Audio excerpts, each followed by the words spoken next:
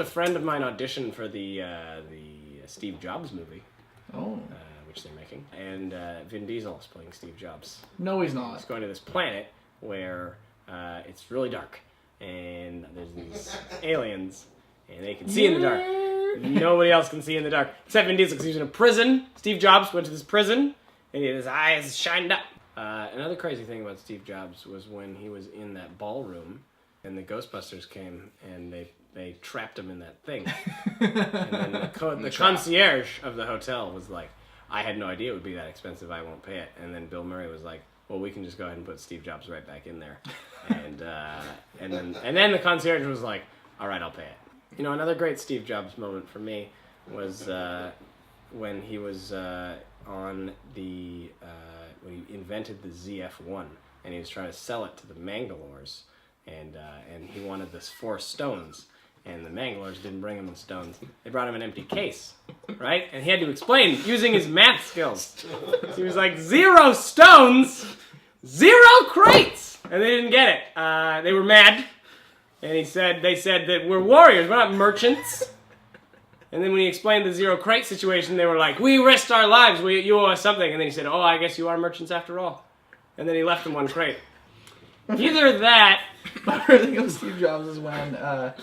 he tried to go on vacation, and he got that whole helmet thing on, and then he went to Mars, and had a great time, and then met Colin Farrell. Yeah, and his eyeballs almost got sucked out. Yeah.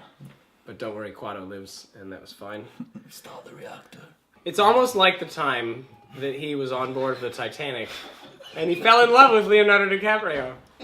And then at the end, after the ship sank, he was safe on a door. He let go. And Leonardo DiCaprio died. You know, my favorite thing about Steve Jobs was when he had to bring those hobbits to the mountain to throw the ring into the lava. And there was a Balrog, guys. And everybody knows Steve Jobs does not take shit from Balrogs. It was on his resume. When he applied for the job at Apple, you know, the company he created, he still had to apply.